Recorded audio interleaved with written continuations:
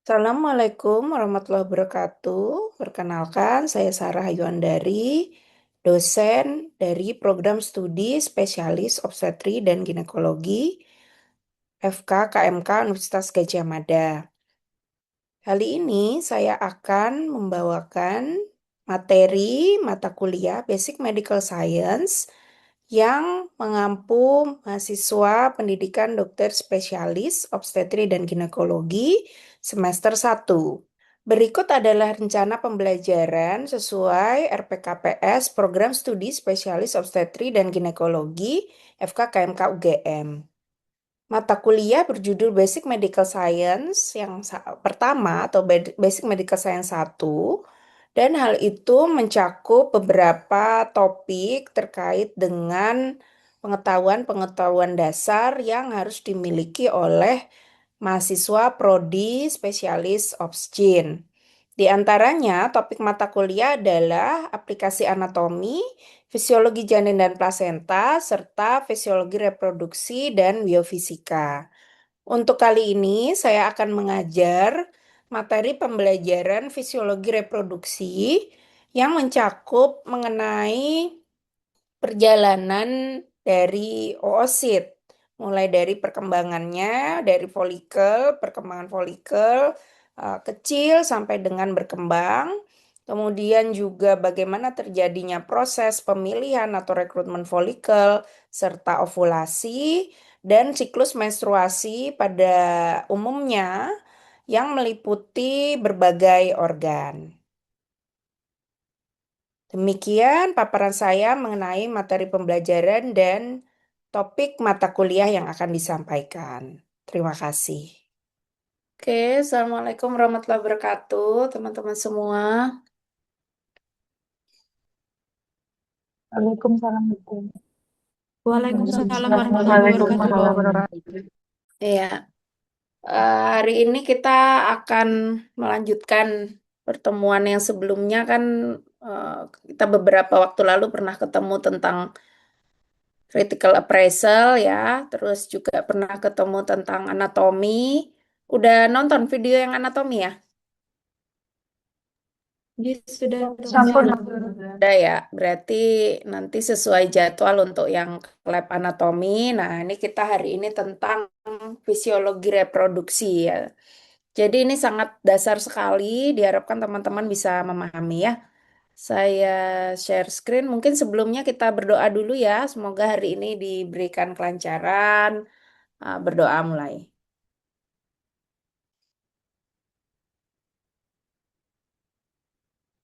Oke, selesai.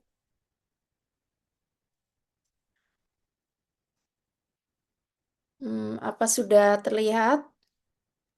Sampun dokter. Sudah Sampun dok. dokter. Ya, jadi fisiologi reproduksi. Nah, ini sekilas saja tentang bagaimana seorang perempuan itu punya yang namanya biological clock ya. Jadi perempuan itu ada ditentukan bagaimana fungsi reproduksinya itu berdasarkan yang namanya ovarian reserve. Ya, kalau teman-teman sering dengar di Konklin gitu ya atau di Laga ada yang namanya ovarian reserve. Nah, ovarian reserve itu terdiri dari nanti kita akan bahas lebih jelas di belakang ya. Yang namanya cadangan ya, cadangan ovarium ya atau stok stok ya, stok sel telur. Nah, jadi kalau teman-teman di kulkas tuh di rumahnya ada stok sel telur, lah itu seperti itulah ya gambaran bahwa ada yang namanya cadangan ovarium. Yang namanya stok itu pasti nanti akan jumlahnya berkurang karena akan terpakai ya. Sama seperti halnya cadangan ovarium atau sel telur itu dia nanti akan terpakai ya. Jadi eh, dimulai dari sebelum lahir ya kalau kita lihat grafik yang sebelah kanan ini sebelum lahir itu jumlahnya jutaan terutama di kisaran 20 minggu itu peaknya ya. Nah, tapi pembentukannya sebelum itu, sudah terjadi sebelum itu, kisaran 9-10 minggu, itu sudah ada yang namanya migrasi. dari germ cell ya ke ovarium. Sehingga nanti dia membentuk yang namanya primordial follicle. Nah, nanti ada gambarnya ya. Follicle primordial itu unit terkecil ya, unit terkecil dari folikel yang nantinya dia akan membentuk folikel yang lebih besar ya. Nah, folikel primordial ini nanti jumlahnya itu tidak bisa naik ya, jadi hanya satu arah saja. Jumlahnya akan turun di sepanjang hidup seorang perempuan. Nah, lahir saja dia sudah mulai turun ya, mungkin kisaran 1 juta, kemudian pubertas nanti ratusan ribu. Nah, kemudian nanti terus pada usia reproduksi sampai akhirnya perimenopause itu bisa saja sisa sedikit sekali ya. Sehingga perempuan ini memiliki rentang ya usia reproduksi yang sebenarnya cukup pendek ya dari pubertas kemudian sampai usia kisaran 40 tahun. Kalau kriterianya di atas 40 tahun, cadangan sel telurnya sudah sangat rendah atau bahkan sudah memasuki menopause, itu sudah tidak disebut prematur. Sehingga ya cut off-nya kira-kira 40 tahun. Seperti itu. Walaupun di Indonesia kira-kira menopause berapa tahun? Tahu nggak teman-teman? Kalau dilihat dari segi epidemiologi, kebanyakan di Indonesia perempuan menopause tuh usia berapa? Izin dok, 50 tahun 50 dok. tahun, dokter. Nah, ada yang bilang 50 gitu ya. Nah, tapi kalau dari epidemiologi 45 sampai 55 ya. Jadi ada yang lebih muda 45, ada juga yang mungkin kok saya masih haid nih dok, usia udah 52, 53 itu juga ada ya. Sehingga rentangnya 45 sampai 55, setuju tadi ya kisaran 50 ya. Nah, kemudian ini teman-teman harus hafal ya bahwa ada yang namanya grafik siklus menstruasi. Bisa dicari di internet, bisa dicari di buku ya, bagaimana grafik siklus menstruasi. Nah, ini coba saya ambilkan yang paling bisa dipahami, mudah-mudahan bisa memahami ya. Jadi ini sebenarnya dua siklus ya kalau kita lihat. Yang saya kotakin sebelah kiri ini adalah siklus yang tidak terjadi fertilisasi atau pembuahan ya. Jadi yang ini. Nah, mungkin teman-teman lihat yang ini dulu ya. Yang tidak terjadi pembuahan ini. Nah, di siklus menstruasi itu harus terjadi yang namanya koordinasi antara organ apa saja. Nah, udah ada di situ, tinggal disebut. Harus ada koordinasi antara organ apa saja. Ya, Izin menjawab dok. Untuk ya, siklus menstruasi sendiri itu dengan HPA aksis dok. Jadi dari hipotalamus, hipofisis anterior, ovarium, dan endometrium dok. ya, betul. Jadi ada 4 organ utama ya, walaupun sebenarnya ya ada organ-organ lain juga yang akan menghasilkan hormon ya, tapi ini adalah organ utama untuk terjadinya suatu siklus menstruasi. Ya, tadi setuju ya Mbak Tati ya. Jadi ada hipotalamus, hipofisis itu yang di area kepala ya. Kemudian organ selanjutnya adalah ovarium, nih ya, ovarium yang ada di kafum pelvis. Kemudian endometrium yang berada di kafum uteri. Nah, jadi eh, 3 atau 4 organ inilah yang menyebabkan suatu siklus menstruasi akan berjalan lancar. Nah, pada siklus tanpa konsepsi ini harus terjadi keseimbangan seperti ini. Nanti mungkin saya bahas satu-satu per organnya ya, tapi ini secara singkat dulu aja bahwa memang harus dimulai daripada saat pubertas ya.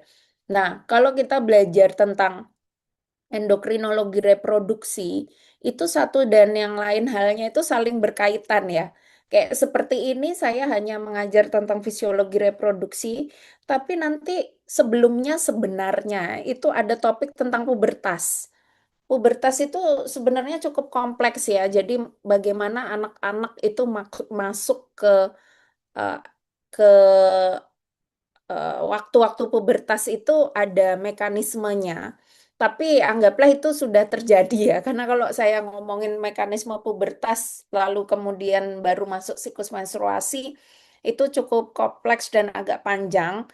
Sepertinya teman-teman juga akan nanti dapat tentang pubertas di mungkin semester eh, ya 4 itu pengenalan, lalu nanti 5 dan 6, terutama semester 6 ya. Nah, kalau yang sekarang memang basic untuk siklus menstruasinya. Jadi harus dimulai dari pulsatilitas GNRH di hipotalamus ya. Nah, nanti ada grafiknya. Kemudian hipotalamus ini akan menghasilkan tadi yang namanya GNRH. Sifatnya apa ini? GNRH yang dihasilkan hipotalamus.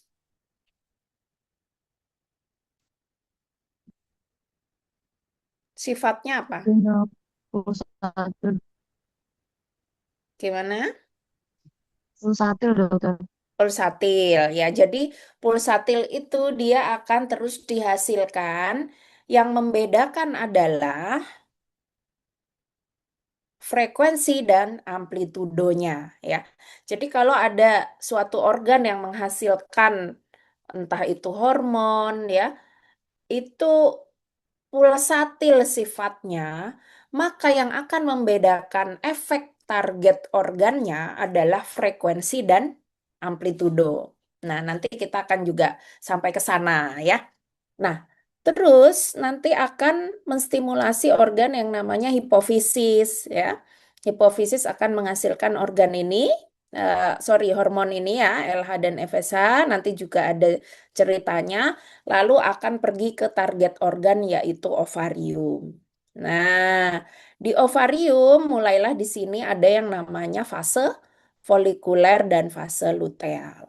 Ini memang mungkin grafik ini cuma satu slide aja tapi kompleks ya, jadi nanti akan dijabarkan ya. Fase folikuler itu terjadi sebelum ovulasi sampai dengan ovulasi ya. Setelah ovulasi maka nanti akan berganti dengan fase luteal. Itu dulu ya, dihafalkan dulu ya. Tadi apa namanya yang sebelum ovulasi? Folikuler dokter. Fase folikuler, oke, terjadi sebelum ovulasi. Apa yang terjadi di fase folikuler?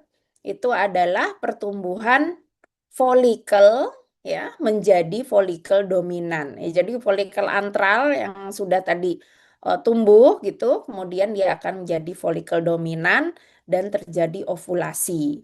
Mekanisme ovulasi ada juga tersendiri ya, nanti mungkin akan dibahas.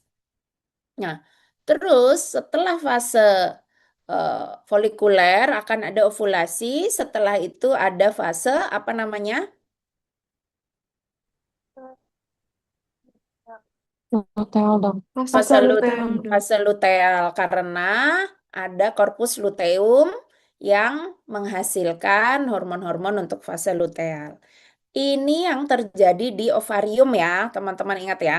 Jadi ini adalah yang terjadi di ovarium. Lalu ada target organ dari hormon yang dihasilkan ovarium itu adalah endometrium ya. Endometrium ada di mana tadi?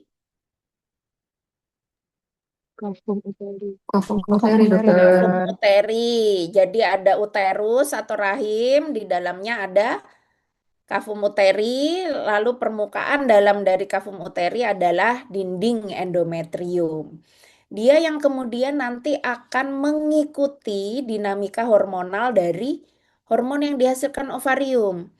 Jika pada ovarium terjadi fase folikuler, maka pada endometrium akan terjadi fase, ada tulisannya tuh, Proliferasi, Dok. proliferasi ya.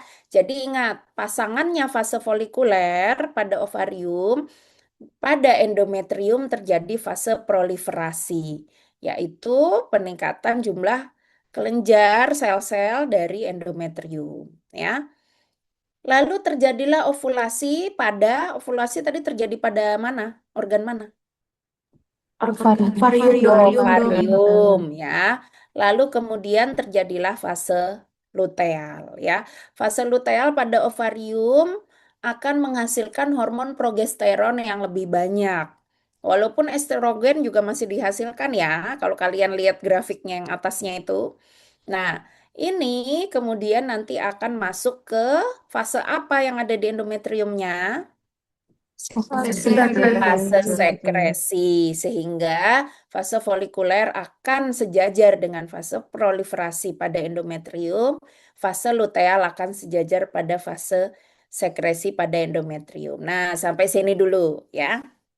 Oke, sekarang mungkin kita lanjut sedikit. Nah, kita akan bahas per organ ya, teman-teman. Jadi, ketika teman-teman sudah tahu bahwa, oh ini adalah satu kesatuan mekanisme yang terjadi secara bersamaan atau simultan, maka kemudian kita akan melihat per organ yang terjadi apa saja.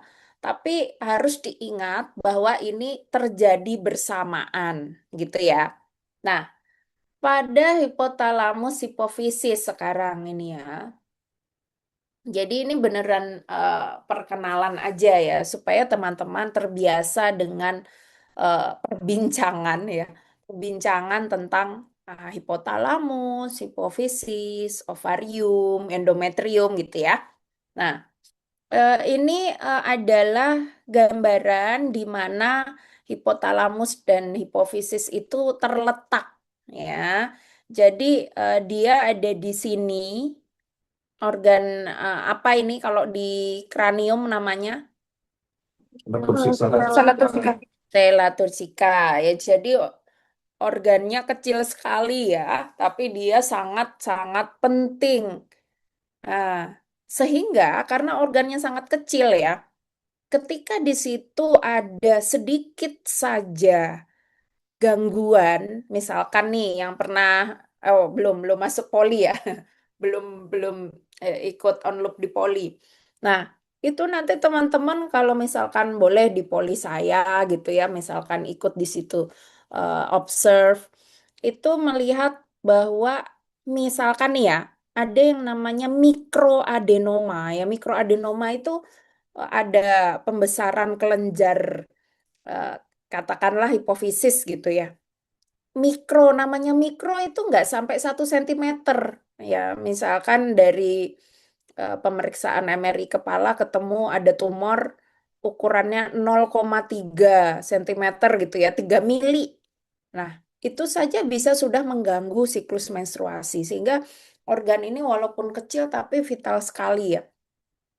Nah, ini hipotalamus, kemudian hipofisis itu ada di bawahnya, di inferiornya, lalu dihubungkan dengan ini ya, connecting stalk. Hipotalamus akan terhubung dengan connecting stalk dan pituitary anterior ini melalui serabut saraf neuroendokrin. Sedangkan dia terhubung dengan pituitary anterior melalui pembuluh darah. Nah, sehingga pituitari posterior ini disebutnya neuroendokrin ya karena hubungannya sama serabut saraf, sedangkan yang pituitari anterior ini masih sama seperti organ endokrin lain hormonal ya. Nah, ini ya. Jadi dia namanya kalau yang posterior itu neuroendokrin, yang anterior namanya adenohipofisis ya. Jadi dia yang menghasilkan banyak hormon. Nanti ada penjelasannya. Nah, mungkin ini dulu tadi sekilas sama sebenarnya ya, seperti yang sebelumnya saya jelaskan. Hipotalamus akan menghasilkan hormon. Hormonnya itu namanya releasing hormone ya. Jadi ada banyak juga yang dihasilkan hipotalamus. Jenisnya adalah releasing hormone.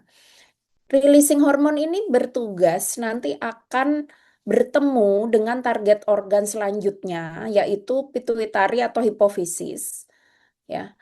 Dia kalau untuk suatu siklus menstruasi maka yang berperan adalah gonadotropin releasing hormone. Releasing hormone. Nah, GnRH ya.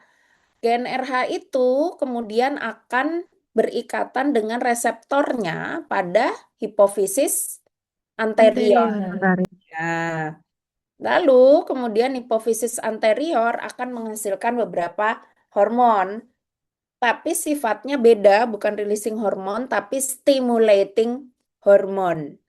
Nah, ada follicle stimulating hormone atau FSH, ada luteinizing hormone atau LH. Nah, kemudian tadi ingat yang ada tiga sekuen ya. Hipofisis akan Menghas akan menghasilkan hormon yang berikatan dengan target organ di ovarium. Ya, target organ di ovarium itu target gland hormon yang ini nih, yang gambar yang bawah nih. Itu akan menghasilkan nanti hormon lagi. Ya, ini ya namanya memang eh, endokrin, sistem endokrin. Jadi saling mempengaruhi satu sama lain. Nah, kalau teman-teman masih ingat, itu ada yang namanya feedback. Ya, feedback ini tidak serta-merta kalau misal dia tinggi, terus feedbacknya jadi negatif, atau kalau dia rendah, itu feedbacknya jadi positif ya. Secara garis besar seperti itu. Tapi nanti dinamikanya sebenarnya tidak sesederhana itu ya, terutama kalau di area-area perbatasan juvenile ya, pediatrik dengan pubertas, itu akan ada dinamika tersendiri dari feedback ini ya, feedback hormon ya.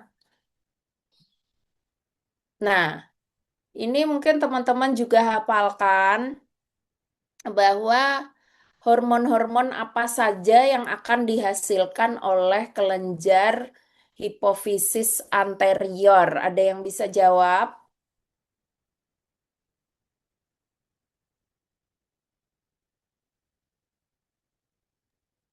Izin dok, hipofisis anterior mungkin menghasilkan FSH, LH, TSH dok. Ya, oke. Ada lagi nggak, Mbak Amira?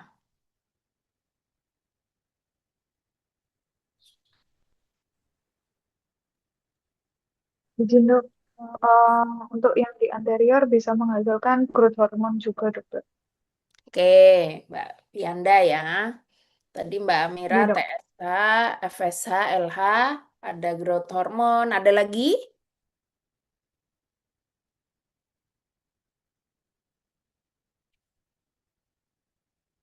Izin dokter, ACTH dokter. CTH, boleh. Ada lagi? Izin Izin dokter, dokter, Hmm, prolaktin dok. ya siapa itu? Prolaktin dokter. Saya Eva dok. Mbak Eva, prolaktin, betul ya. Oke. Sekarang yang posterior, oksitosin, apa? oksitosin dok. Oksitosin, ya. Ada lagi? Izin dok, Izin dok, vasopresin dokter. vasopresin dok. Ya, vasopresin. Oke, sekarang kita lihat. Nah, ini ya. Jadi pituitary gland atau hipofisis yang anterior, dia sangat kecil organnya, sekali lagi, tapi sangat penting karena dia akan berisi sel-sel yang masing-masing akan mengeluarkan hormon yang berbeda. Misalkan ini di sini ada jenis selnya namanya laktotrop, maka dia akan menghasilkan prolaktin, ya.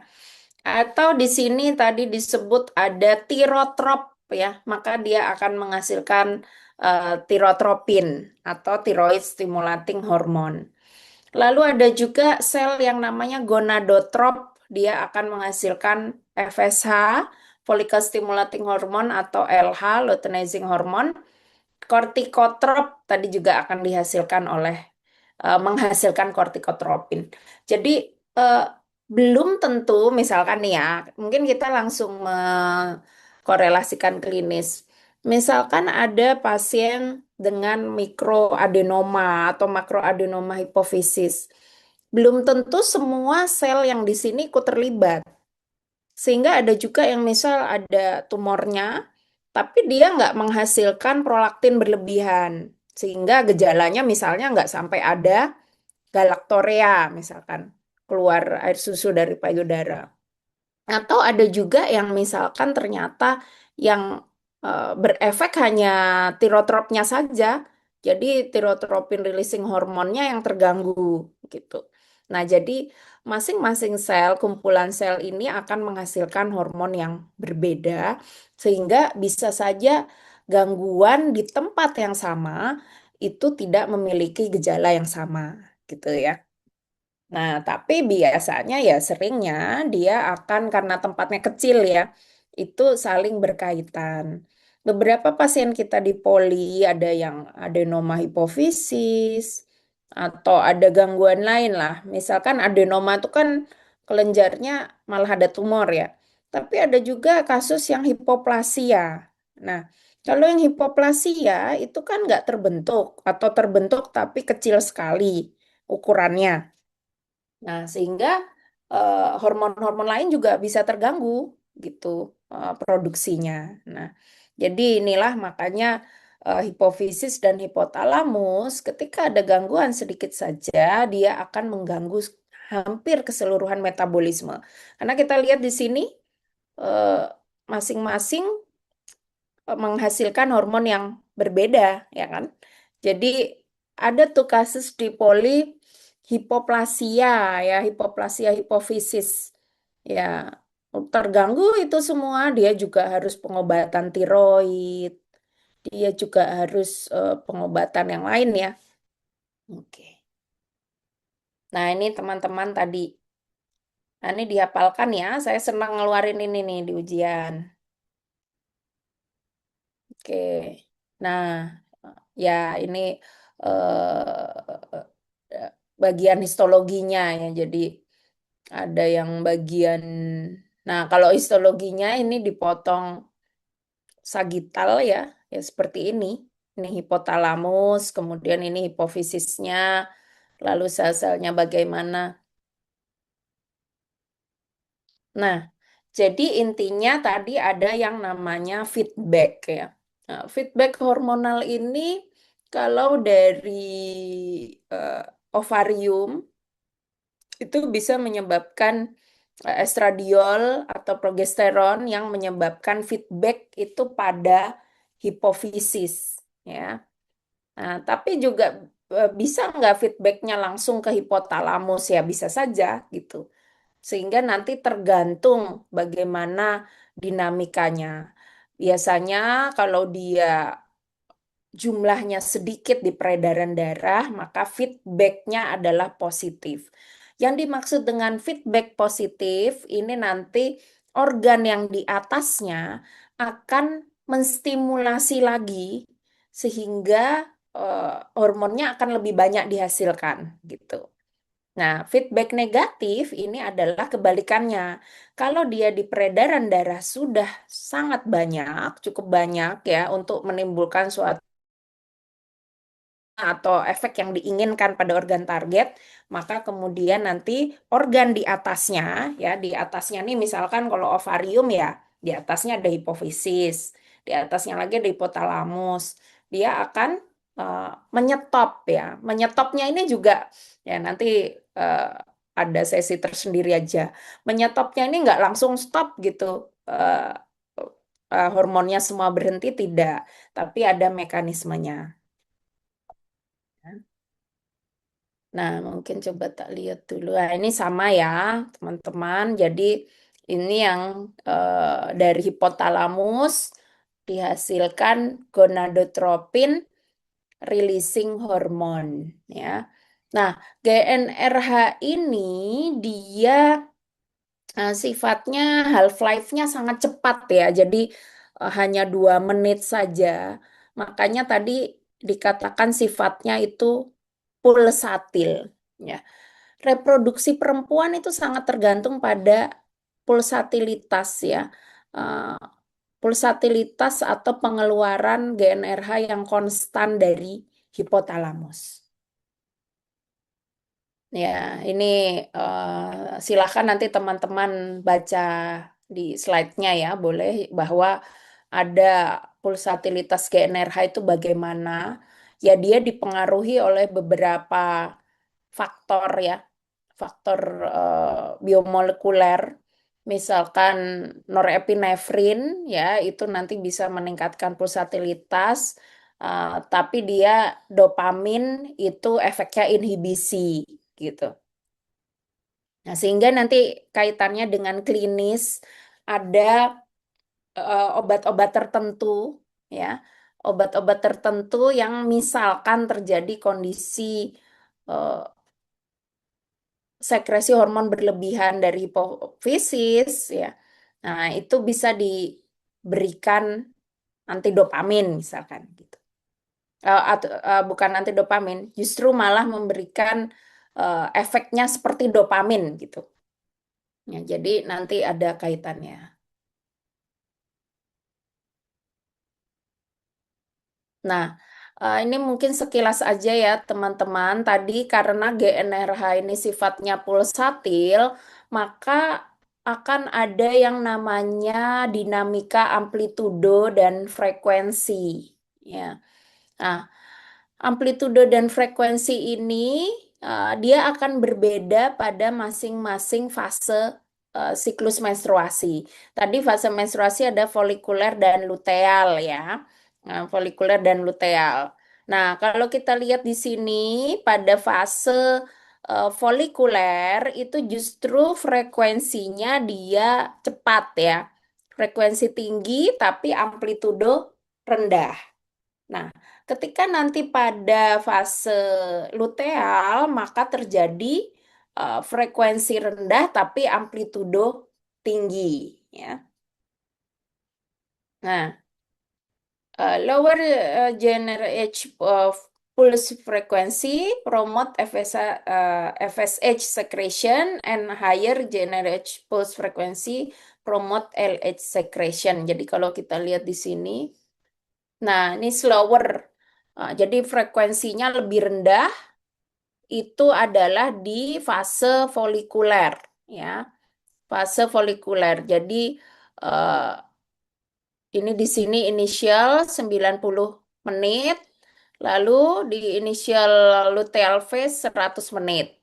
Nah, tapi pada late folikuler atau folikuler akhir dia akan lebih cepat ya. Jadi frekuensinya lebih tinggi. Jadi hanya 60-70 menit. Dan di sini dia karena akan meningkatkan sekresi dari LH. Nanti ada yang namanya two cell to gonadotropin teori. Ya, itu ada nanti di belakang slide-nya. Oke. Nah, mungkin ini yang saya sampaikan untuk yang bagian hipotalamus hipofisis ya. Ini sebenarnya masih ada yang lebih detailnya lagi, tapi saya rasa untuk pengenalan ini dulu. Silakan kalau ada yang mau tanya dulu tentang yang hipotalamus dan hipofisis. Izin bertanya dokter dengan Mahayu dok. Silakan Mbak Mahayu. Oke dok, tadi kan sudah dijelaskan nih dok apabila ada gangguan pada misal tadi hipofisis ada adenoma dan ada juga hipoplasti. Nah itu reaksi untuk produksi hormonnya apakah selalu bila adenoma atau ada pembesaran itu akan meningkatkan hormon dan ada apa namanya eh, penyusutan itu akan menurunkan hormon gitu dok, bisa kedua-duanya gitu dok. Terima kasih dokter. Iya, pertanyaannya bagus Mbak Mahayu. Jawabannya tidak selalu seperti itu. Ada kasus-kasus di mana dia justru hormonnya itu rendah semua. Jadi hipotalamusnya rendah yang dihasilkan, hipofisisnya juga rendah yang dihasilkan.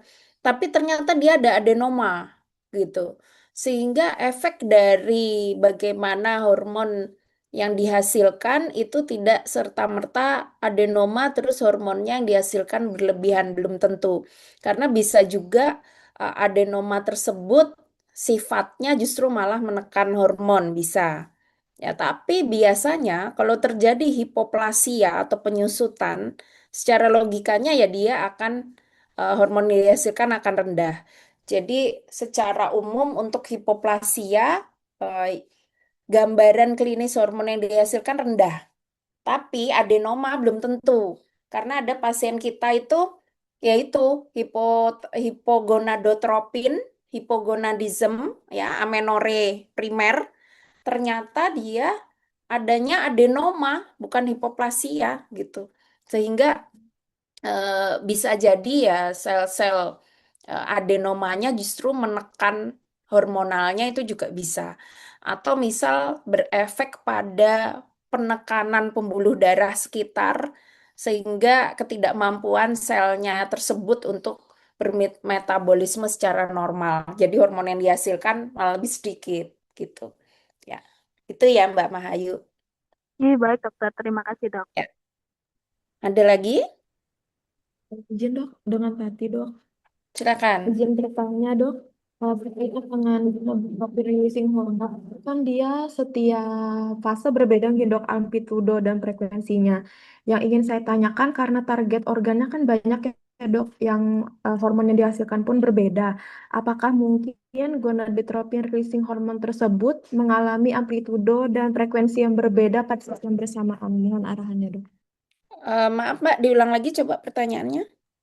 Jadi dok, untuk gonadotropin releasing hormone ini kan pada hipofisis anterior, penggunaan untuk kasus menstruasi dia berbeda amplitudonya dan juga amplitudo dan frekuensinya dok. Hmm, Yang ingin saya tanyakan, karena itu kan di hipofisis anterior dia nggak cuman targetnya ke ovarium dok, mungkin tapi ada yang lain juga.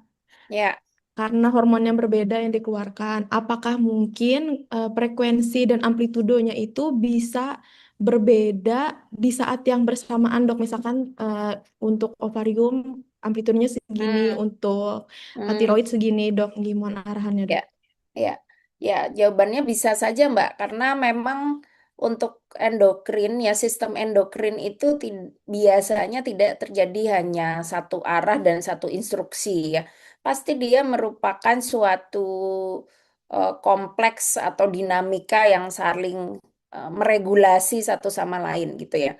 Nah, GnRH ini kan spesifik, dia gonadotropin releasing hormone, maka dia akan merilis hormon-hormon yang ada di sel gonadotrop. Tadi ingat ya, ada sel sebelumnya tadi ada sel-sel lain. Nama selnya. Nah, ini dia spesifik hanya ya gonadotrop ini untuk merilis luteinizing hormone dan follicle stimulating hormone dengan frekuensi dan amplitudonya tersendiri. Tapi misalkan dia hormon yang dihasilkan di hipotalamus lain, tadi ada TRH, tirotropin releasing hormone. Ya, bisa saja dia punya regulasi tersendiri terhadap eh, tirotrop ya, terhadap tirotrop gitu. Sehingga eh, kalau ditanya apakah bisa beda ya, bisa saja berbeda yang namanya frekuensi dan amplitudonya gitu. Karena ini kita membicarakan yang khusus sel yang gonadotrop. Nah, ini kan masih banyak sel-sel lain ya. Nah, ini bisa saja memang dia regulasinya akan berbeda. Baik, dok. Terima kasih, dok. Oke, makasih. Nah, mungkin kita lanjut sedikit ya. Di ovarium. Oke, sekarang kita masuk ke area ovarium. Nah, teman-teman kalau ovarium itu dia berada di kavum pelvis ya. Terdiri kalau dipotong secara eh, transversal ya, transversal seperti ini, itu ada yang namanya korteks, itu bagian luar dari ovarium, terluar ya, terluar. Lalu ada namanya medula. Ya. Korteks ini tadi terdiri dari folikel-folikel yang kecil atau primordial sampai folikel yang besar atau antral itu berada di korteks. Medula ini terdiri dari pembuluh darah dan juga pembuluh saraf. Tapi ini kalau seiring dengan perkembangan ilmu pengetahuan, itu tidak serta-merta hanya begini, teman-teman. Ternyata di medula itu juga ada folikel, ya. Di medula juga ada folikel. Hanya saja tingkat kepadatannya itu jauh berbeda dengan di korteks. Korteks itu padat ya. Ini udah pernah lihat ovarium belum? The Udah, real, sudah dok. Udah, the dok. real ovarium. Udah pernah lihat di mana? Saat aku lihat di operasi dok. Operasi di Sarjito udah masuk OK. Oh, belum dok, baru di rumah sakit saya sebelumnya dok. Oh, di rumah sakit sebelumnya udah pernah lihat ya, udah pernah lihat Iya dok. ovarium. Nah, nanti teman-teman kalau ikut on loop di OK itu silahkan melihat organ-organ ini supaya lebih terbiasa. Jadi kalau laparoskopi bisa lihat di layar TV-nya itu, atau kalau laparotomi ya nanti kalau di OK Kiat ada TV-nya juga ya di atas itu kamera, teman-teman bisa sambil lihat. Nah, jadi ovarium itu memang padat di area korteks, lalu di medula dia lebih loose ya karena di situ ada pembuluh darah. Ya, pembuluh darah itu kan dinamikanya ada menyempit, ada melebar sehingga nggak mungkin dia di tempat yang sangat dense ya. Nah, tapi sekarang-sekarang ini ternyata folikel itu juga ada di medula ya. Jadi kalau membaca seperti ini di buku textbook, ternyata folikel ada juga di medula gitu ya. Nah, kemudian bagaimana perkembangan folikel itu? Nah, teman-teman juga wajib menghafalkan ini. Folikel itu adalah unit yang terdiri dari oosit ya. Oosit itu yang berada di tengah ya dan sel granulosa yang mengelilinginya ya. Oosit dan sel granulosa yang mengelilinginya. Tapi oosit itu kan nanti dalam perkembangannya, oosit itu sel telur ya. Jadi dia yang berisi materi genetik kita ya, materi genetik perempuan gitu. Nah, lalu nanti sel granulosanya akan berkembang jadi eh, bentuknya kuboid, kuboid dua lapis, terus sampai membesar. Ini yang namanya folikel antral. Ya harusnya kalau apalagi ini masih muda-muda ya baru selesai S1 kedokteran 1 tahun yang lalu mungkin masih ingat. Jadi ada folikel antral di mana dia selain berisi sel granulosa juga berisi antrum atau cairan. Nah, ini yang kemudian nanti akan berkembang sampai ke ovulasi, ya. Jadi nanti yang mulai dia akan masuk ke dalam siklus haid mulai dari yang antrum ini ya, teman-teman. Sedangkan yang sebelumnya ini dia yang dinamakan gonadotropin independen. Jadi dia tidak bergantung pada gonadotropin pada saat perkembangannya. Ya. Oke, jadi dari folikel primordial itu yang terkecil, folikel primer ini ukurannya lebih besar dengan satu lapis granulosa. Folikel sekunder ini mulai ada dua lapis granulosa dan selanjutnya, ya. Nah, ketika masuk ke siklus menstruasi itu adalah di mana terjadi folikel antral dan folikel dominan. Ini baru masuk siklus menstruasi. Loh, terus kalau kayak gitu perkembangannya gimana kalau nggak tergantung gonadotropin ya? Dia ada mekanisme tersendiri. Ada mekanisme tersendiri ya. Jadi eh, mulai dari folikel primordial ini nanti akan direkrut ya dengan beberapa marker stimulasi dan inhibisi dari eh, pathway, ada beberapa pathway gitu kalau nanti tak sebutin satu-satu mungkin sangat kompleks ya. Nah, ini dia akan berkembang terekrut masing-masing walaupun belum masuk siklus menstruasi. Itu yang menjelaskan makanya kok belum pubertas aja udah turun ya cadangan sel telur. Jadi udah ada yang terekrut, udah ada yang atresia ini ya, bahkan sebelum masuk siklus menstruasi. Nah, ini butuh waktu lama nih untuk dia terekrut dan berkembang seperti ini gitu. Nah, ini mungkin ada yang mau bertanya di sini agak kompleks sedikit.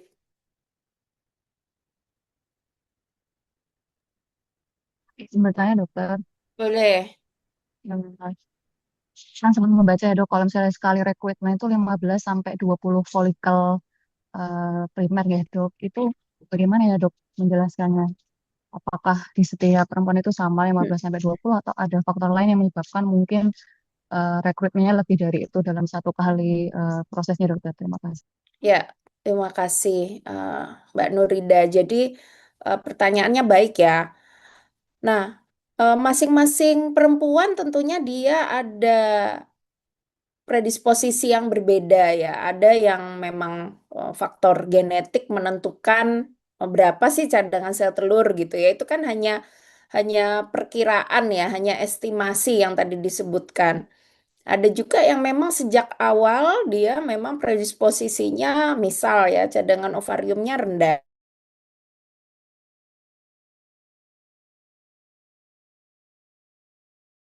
Nah, itu pasti beda-beda juga.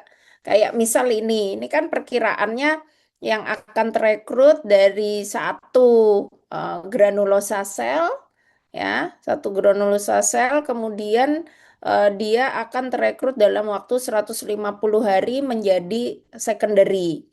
Nah, ini juga nggak sama masing-masing orang. Berapa yang terekrut? Lalu sekitaran 20-an% dia atresia. Nah, belum tentu juga misal saya dengan Mbak Nurida gitu sama jumlah yang atresia gitu ya. Nah, sehingga pada akhirnya nanti akan berbeda-beda juga berapa sih cadangan ovarium pada perempuan di satu usia tertentu. Tapi kalau secara epidemiologi ya kan memang orang itu beda-beda tidak bisa disamakan. Secara epidemiologi itu kira-kira ya pada saat usia 35 itu 35 ke bawah ya. Jadi bukan 35 sampai 40 itu ya sudah benar-benar biasanya rendah gitu. 35 ke bawah itu cadangan sel telur masih dikatakan cukup ya. Kalau kita lihat dari ada antimularian hormon dan sebagainya itu masih baik di atas 1,2. Nah, jadi ya itu tadi ya Mbak Nurida, dia beda-beda, nggak bisa dibilang misal satu orang 15, 20, tapi itu hanya secara epidemiologi gitu. Baik, terima kasih dok. Ya, oke. Nah, ini teman-teman hafalkan ya, jadi bagaimana primordial follicle kemudian bisa sampai ke follicle yang matur ya. Ini prosesnya nggak terjadi 1 sampai 2 hari. Nah, dari primordial yang kecil yang ukurannya mikrometer itu sampai ke folikel dominan yang akhirnya ovulasi itu butuh hampir 1 tahun. Jadi kalau kita misal siklus ini hari ini gitu ya, hari pertama haid, berarti kan sekitar 2 minggu yang lalu kita ovulasi ya. Nah, si yang ovulasi itu folikel primordial yang sudah tumbuh sejak 1 tahun yang lalu. Tapi dia baru masuk ke siklus menstruasi yang siklus ini gitu. Ya, jadi sebegitu panjangnya perjalanan oosit kita gitu. Nah, ini yang menjelaskan kenapa kok preconception itu sangat penting. Karena si folikel-folikel ini tumbuhnya udah dari lama ya. Nah, persiapan sampai dia jadi oosit matur, oosit yang sehat, itu harus harus sebelumnya, ya nggak bisa mendadak. Oke, ya, ya ini hanya ilustrasi. Nah, kemudian si folikel tadi dia akan mempengaruhi yang namanya endometrium. Bentar, lihat dulu ini ya. Sebentar. Soalnya ternyata pasienku udah dipanggil. Nah, eh,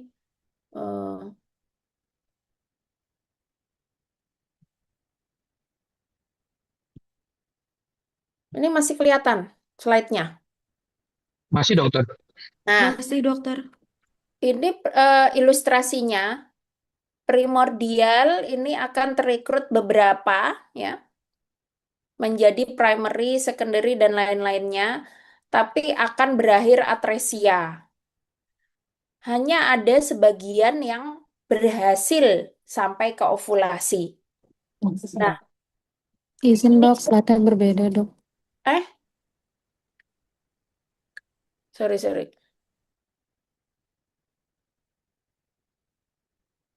Ini? Bisa Iya dok. sudah terlihat dok. Nah, jadi primordial ini kemudian akan sampai ke ovulasi itu juga berbeda-beda ya masih folikel. Ada yang berakhir atresia, ada yang berakhir udah hampir ke ovulasi nih tapi tetap atresia juga gitu ya. Ya ini sama seperti kayak seleksi apa ya? Seleksi alam ya, natural selection. Ya, natural selection. Ya, kalau dulu orang bilang, wah kok kalau sel telur pada saat fertilisasi itu loh, sel telur cuma satu tapi sperma banyak banget. Terus akhirnya ya memang terpilih hanya satu. Nah, padahal sel telurnya awalnya juga banyak seperti ini gitu. Jadi entah itu sel telur atau sperma akan melewati namanya natural selection gitu. Nah, ini tadi ya sama. Pada saat pubertas 300 ribuan udah mulai banyak yang atresia, yaitu natural selection ya. Nah, mungkin sebelum ke endometrium, ini ada namanya two cell two gonadotropin teori. Ya, jadi kalau yang dari Sperov seperti ini kan folikel berkembang ya, folikel apa yang ada cairannya tadi namanya? Antara Antara dokter. Ya, folikel antral. Ini ada oositnya ya atau sel telur, kemudian dikelilingi oleh sel granulosa. Di luarnya lagi ada namanya sel TK. Ya, kalian hafalkan dulu aja tuh nama selnya. Sel granulosa dan sel TK ini kan akan saling bertetangga gitu ya. Kalau antara satu sel dan sel yang lain, dia kalau berdekatan maka akan saling memiliki koneksi regulasi satu sama lain. Nah, ini pada sel granulosa dia memiliki reseptor FSH ya. Sedangkan sel TK dia akan memiliki reseptor LH. Tadi datangnya dari mana? Ini reseptornya. Reseptor itu akan berikatan dengan ligan ya. Ligan itu hormonnya, reseptor itu ya reseptor. Jadi seperti kunci dan lubang kunci. Ya, lubang kuncinya adalah reseptor, kuncinya adalah ligan. Ligan itu kalau dalam kasus ini hormonnya ya. Nah, eh, tadi ligan FSH sama LH itu dari mana? Hipofisis anterior. Ya, jadi jauh ya perjalanannya ya. Jadi dari hipofisis anterior, dia kemudian ke organ mana ini? Ovarium. Ovarium, ya. Ovarium, betul. Di ovarium ada si folikel ini yang kemudian selnya ini memiliki reseptor FSH dan LH, ya. Berikatanlah dia di sana, kemudian terjadi banyak hal, ya. Ada namanya kaskade, ya. Kaskade itu nanti dari pertemuan LH dan reseptor, kemudian menghasilkan apa, CAMP, nanti kolesterol yang berikatan dengan masuk ke dalam sel TK atau sel granulosa akan kemudian menghasilkan hormon, gitu. Ya, jadi ini teman-teman silahkan baca ya bahwa ada two cell two gonadotropin, dua sel dua gonadotropin. Ya, jadi TK dengan LH, FSH dengan granulosa gitu. Nanti hasil akhirnya adalah estradiol, estrogen ya yang dihasilkan oleh ovarium gitu. Ya, ini secara singkatnya seperti itu. Nah, ini tuh sel system. Nanti kan kalau hormon steroid, si estrogen, progesteron, androgen, itu bahan dasarnya kan kolesterol. Nah, jadi ini nanti juga si kolesterol ini akan yang diubah oleh kaskade tadi. Harus ada penempelan antara LH dengan reseptor LH ya pada sel TK. Dan harus ada penempelan FSH dengan reseptor FSH pada sel granulosa. Sehingga kolesterol akan bisa diubah sampai menjadi androgen dan estradiol. Gitu. Sampai sini ada yang mau ditanyakan? Masih bisa ngikuti atau kecepatan? Bisa, Masih Dok. Bisa, Dok. Dok. Saya, oke. Ya, ada yang mau ditanyakan nggak? Sampai sini dulu. Kalau belum ada, nah ini lebih kompleks lagi nanti. Gimana sih kok kolesterol bisa sampai ke ovarium? Ah, itu panjang. Jadi nanti makanan itu diserap oleh usus, kemudian nanti akan ada yang namanya lipoprotein. Ya, ini mungkin sesi lain ya semester. Dulu semester 4 nih saya ngajar ini. Tapi sekarang sepertinya udah jadi semester 6. Semoga nggak lupa ya di semester 1. Nah, sekarang sampai ke endometrium. Aduh, sebentar ini ternyata habis. Ya, ini sudah sampai ke endometrium. Nah, ini secara singkat ya. Endometrium itu berada di kavum uteri dan dia ada dua lapisan utama, stratum basalis dan stratum fungsionalis. Ya, stratum basalis ini dia tidak ikut meluruh pada saat siklus menstruasi, tapi stratum fungsionalis ini yang akan ikut meluruh pada saat menstruasi. Fungsi dari stratum fungsionalis ini juga dia akan siap untuk diimplantasikan oleh embrio ya. Jadi dia memang harus seperti kayak dipupuk seperti itu ya, dipupuk sebagai tanahnya ya untuk embrio bisa menempel di situ. Nah, ini gambaran histologinya ya. Di sini kavum uteri, lalu ini myometrium otot rahim. Nah, ini stratum basalis, stratum fungsionalis ini yang mengarah ke kavum uteri ya. Nah, akan ada beberapa siklus menstruasi ya pada endometrium. Yang pertama, yang utama tadi ada dua fase apa? Di endometrium ingat? Berarti sama sekretoris. Nah, proliferasi dan sekresi atau sekretorik. Nah, tapi kalau dari ini Sperov dia membagi lagi ada early proliferatif, late proliferatif, atau ada early secretory, late secretory gitu ya. Tapi intinya adalah proliferasi dan sekretorik. Ya, ini kalau early proliferasi tentunya setelah siklus haid setelah haid berakhir, ya menstruasinya berakhir. Jadi masih terlihat adanya breakdown, ya residu dari stromal breakdown yang terjadi pada saat menstruasi. Nah, early proliferatif di sini juga nanti kalau teman-teman ke poli observe itu eh, pada saat pemeriksaan USG akan kita dapati dinding endometrium yang tertipis sehingga kalau misalnya kalian dengar nanti datang hari kedua haid ya Bu. Nah, itu bukan iseng-iseng berhadiah ya. Itu untuk mengetahui kondisi basal ya, kondisi dasar dari siklus menstruasi.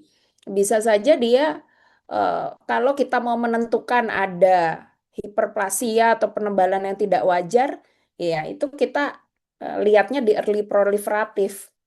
Ya, harusnya karena dia kan tipis gitu. Ya, terus mulailah proliferatif. Di sini mulai ada respon estrogen. Ya. Nah, ingat tadi pasangannya proliferatif fase apa? Sekretori, Dok. Pasangannya di ovarium. Oh, fase folikuler. Fase folikuler. Di fase folikuler tadi kan terjadi ikatan antara FSH dengan FSH reseptor di granulosa. Dia akan menghasilkan estrogen, ya kan? Produk akhirnya tadi. Nah, folikelnya kan akan membesar, membesar, granulosa sel tambah banyak. Pastinya respon endometrium terhadap estrogen juga akan semakin tinggi, ya. Nah, nanti muncul apa? Ya, proliferasi kelenjar, ya, jadi lebih banyak kelenjarnya. Kemudian ada juga apa nih yang disebut teleskop sign dan lain-lain. Nah, di sini mulai menebal dia dari USG yang kita sebut ada yang namanya trilaminer, ya, trilaminer. Nah, jadi semua itu ada basicnya, ada penjelasannya. Kenapa kok kita cari trilaminer pada fase proliferatif, terutama late proliferation, yaitu untuk menentukan dia ada respon tidak terhadap estradiol. Oh, bagus nggak estradiol yang beredar di peredaran darah? Ada ovulatorik nggak dia gitu? Ya, jadi semua saling berhubungan. Nah ini ya, proliferatif akhir mulailah dia agak tebal, 12 mili bisa antara keseluruhan ketebalan itu ya. Nah ini mulai sekretorik pasca ovulasi. Nah pasca ovulasi tadi terjadi yang namanya corpus luteum ya. Tadi corpus luteum belum saya ada nggak sih gambar? Ini aja lah. Jadi setelah ovulasi, ini kelihatan nggak? Ini masih sekretori tuh, Dok, Masih slide-nya. sekret. Iya. Ya begitu ya. Nggak otomatis. Ini? Iya, Dok, tampak, Dok. Nah, Ovarian tampak. nah, eh, ovulasi ini kan terjadi karena lonjakan LH ya. Lonjakan LH, kemudian ada mekanisme yang namanya metaloproteinase. Ya, jadi eh, dia lisis, dinding folikelnya lisis.